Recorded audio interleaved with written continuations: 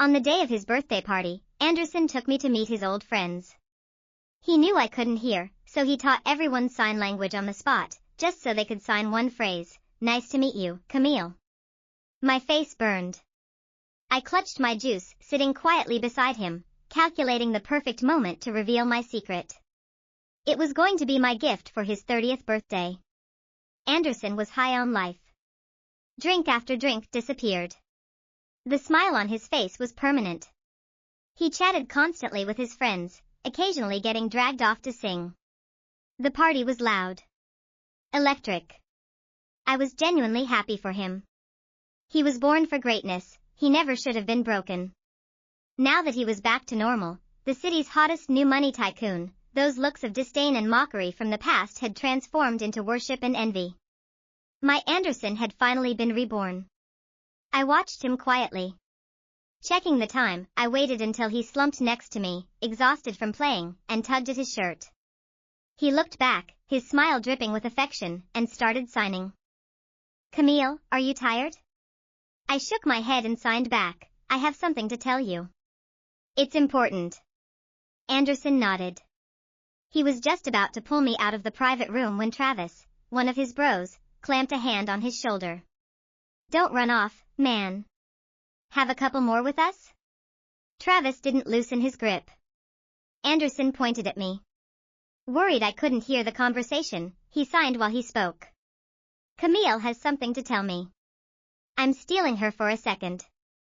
I looked at him, then at the hyped-up crowd in the room. I thought for a second, then shook my head at Anderson. "We can talk later. It's rare for you guys to get together. Have fun." Watching my hands move, the corner of Anderson's mouth ticked up. He reached out, ruffled my hair, and mumbled under his breath. "My Camille is such a good girl." He didn't sign it. But simple words like that? I could read them on his lips perfectly. His compliments were loud, and his public displays of affection were shameless. It was enough to make me bury my head in my chest, my face burning hot. Whenever that happened, Anderson just smiled wider. Camille is cutest when she's shy. He loved teasing me. He knew sweet talk turned me beet red, but that just made him laugh harder. He thought it was adorable. Travis, sitting next to him, seemed interested in the show. "Bro, so you really doing the whole true love thing? You actually gonna put a ring on it?" Hearing that, Anderson leaned back into the sofa shadows.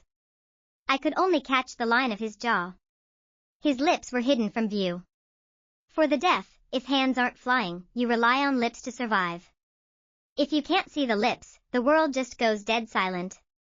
Anderson's move was deliberate. He didn't want me reading his lips for this part of the conversation. I wondered what he was saying. Was it more sappy stuff that would make me blush? I was busy guessing when Anderson started to answer. He sounded serious. "Camille is great. I broke down 1,000 times over the last 5 years, and she scraped me off the floor every single time. I'm grateful. I love her. But she is deaf. Born that way. Broken forever. She witnessed my most pathetic moments. Every time I look at Camille, every time I have to use my hands to talk, it drags me back to the wheelchair. It reminds me of the past. Honestly, it is suffocating. And that is not even the main thing. The important part is that I am back now. The Anderson family is finally taking over the capital. If people find out I married a mute, the sharks in the boardroom will laugh me out of the city. If I'm being real, part of me wishes she'd just vanished right after I got better. Then I would probably remember her as this perfect memory for the rest of my life. A massive regret. Travis looked like he had swallowed a bug. The shock was plastered all over his face. "So, you're not marrying her?" Anderson shook his head. "I will marry her. Who else stayed by my side for 5 whole years?" As he said it, he grabbed my hand, squeezing it tight. His eyes were swimming with affection. It looked so real, you couldn't tell it was a lie. My face stayed frozen in a calm mask, but my heart was hammering against my ribs. And there was this indescribable pain. Because I heard every single word. I had a secret. One I buried deep for 5 years. I wasn't born deaf or mute. The first time I met Anderson, my parents had just been in an accident. A hiking trip gone wrong. I waited outside the operating room for 24 hours. Then I camped outside the ICU for 2 weeks. I never got to see them wake up. In a single night, the only 2 people in the world who shared my blood were gone. The shock was a sledgehammer. I cried until my body gave out and I blacked out. When I woke up, my voice was gone. The doctor called it hysterical aphonia.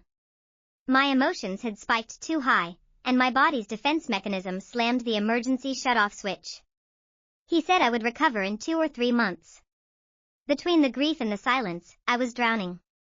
The depression was heavy, suffocating. I went up to the hospital rooftop, desperate for fresh air. That was where I found Anderson. He was standing on the ledge, ready to jump. I didn't think. I sprinted and tackled him. We crashed onto the hard concrete. My arm scraped raw against the rough surface, skin peeling back, blood oozing.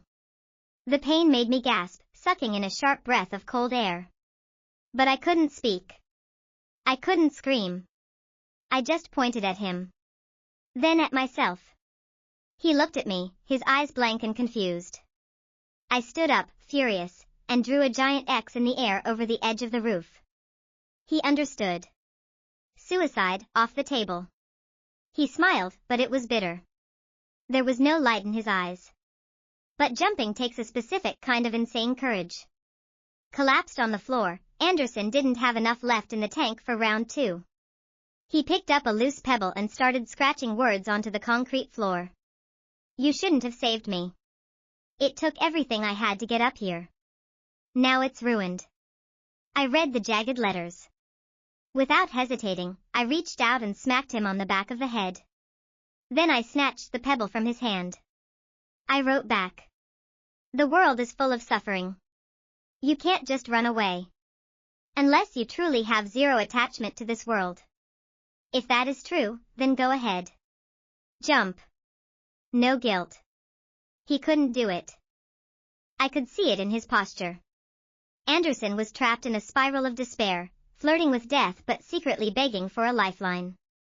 He wanted someone to pull him out of the abyss. I decided to be that person. Saving a life creates good karma. I wanted to build up some good karma for my mom and dad on the other side. That was how we met. I learned his story. Anderson was the golden boy, the chosen one, crushed by a car crash. Deaf. Mute. The doctors said his recovery was a pipe dream. The fall from glory broke him. But because I had lost my voice, Anderson thought I was just like him. One of the broken ones. He pushed the rest of the world away, but he let me in. He thought we were the same.